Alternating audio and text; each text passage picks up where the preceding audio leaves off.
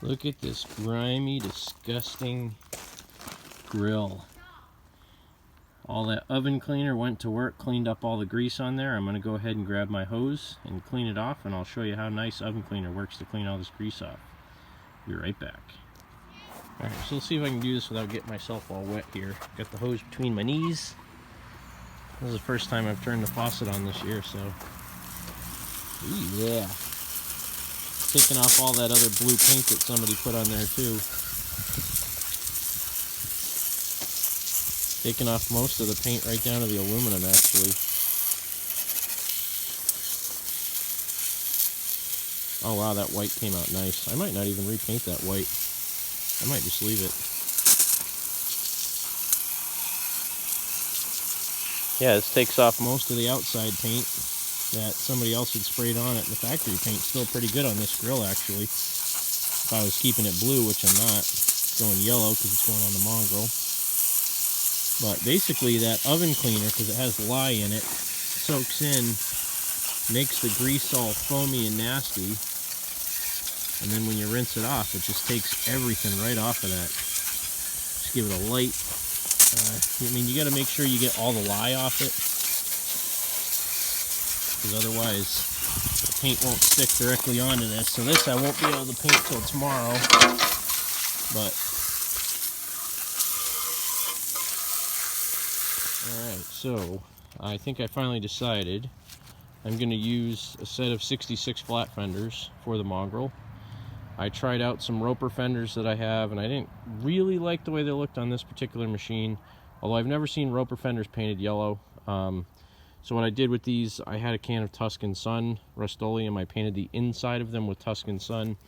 And the Marigold paint that I used yesterday on this tractor I really didn't like, so I went to the hardware store and I found some Caterpillar yellow, which is a little bit more orange in color, but I really like the way it looks better.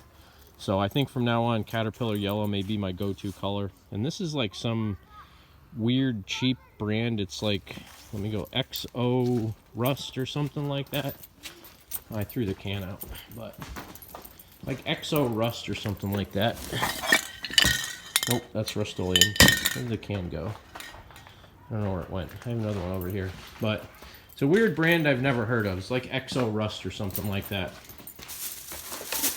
This stuff, XO Rust Easy Care, all-weather durability. I got this in my local hardware store. It's a little expensive because it's at a hardware store versus Home Depot or something, but so far the paint quality looks to be good. It's sprayed nice and heavy, kind of like Rust-Oleum would, and I like the way it looks. So I have 2 coats of Rust-Oleum on this, and then one pretty decent coat of the XO just to change the color to Caterpillar yellow. So still thinking about what I want to do for wheels and tires on this one, if I leave these like rice patty looking Ags on it and put Ags on the front, or if I put tires that I had on the front, which are like the extra traction fronts, these ones on the front with these guys on the back, make it a dual, because I have some of those from another project that I haven't finished yet, and I don't really know which one I want to put them on.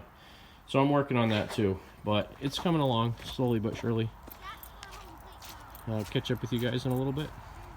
Well, here we have 2 yellow flat fenders. I flipped them over, painted the tops. That XO brand paint's not bad. It's like, I don't know if you guys remember back when Rust-Oleum used to have kind of a different formulation, probably, I don't know, 8 years ago or so. I think their paint kind of changed, and their paint used to be good, but it was always a little bit more watery. Now it's a little bit thicker. This is kind of like the old Rust-Oleum formulation. At least I remember it being a little different. Maybe I'm just weird and really wasn't different, but these came out pretty good. I mean, it's a little bit thinner than Rust-Oleum, the paint, so it takes a little bit more coating. I had to dust it on super, super light to get it, you know, tacky, and then I coated it really well. One of the problems with these 66 flat fenders, usually these holes, if you put stress on the outside of the fender, around these holes cracks. And I've just put fender washers on these before. This one I'm actually going to take the initiative and make a piece of flat stock that goes in between those 2 holes on the inside of the fender. So piece of flat stock, however long that is. I'll drill out the 2 holes for the fender and I'll bolt it in, so I'll actually have something holding the whole entire part of this fender against the frame.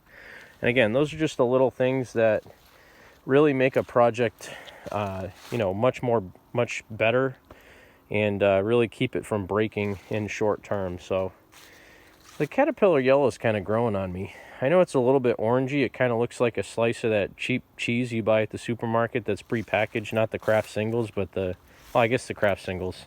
When you get the yellow stuff, it comes in those little plastic, it's almost like a slip cover piece of cellophane that you have to open up to get the stuff out of it. Kind of looks like that, but honestly, cat yellow is really growing on me. Even though it's not original to the Sears, and I know the equipment yellow, the old Valspar equipment yellow was a lot closer, the cat yellow is really growing on me. And I may, if I ever do one of my other SS16s to be like back to factory original, I might just use Caterpillar yellow because I really like it. So this guy's coming along. After I get this one, I mean, I got to put the front wheels back on it, roll it in the garage. After I get this one pushed inside, I might move the red one around a little bit so I can get that one out tomorrow, drive my loader further into the garage so I can get the red tractor out tomorrow, take the seat off, take the fenders off, wash that frame down with some oven cleaner, dry it, and then maybe get some red paint on it tomorrow. Kind of doing a couple things at once. And then I'm still trying to work on that CB Special tractor, the one that has the scrolling on it, trying to figure out what I want to do for a motor. I had a couple suggestions from my buddy Hugh about putting the diesel for my 679 in it, and then talking to Jeffrey Katera again. He thinks I should put an original Tecumseh back in it, so I don't really know what's going to happen. It's going to be a cool build. I have some 24 12 tires I'm going to put on the back of it and try to make it pretty neat. So I'm going to pause this for now. I think I'll take some more video tomorrow.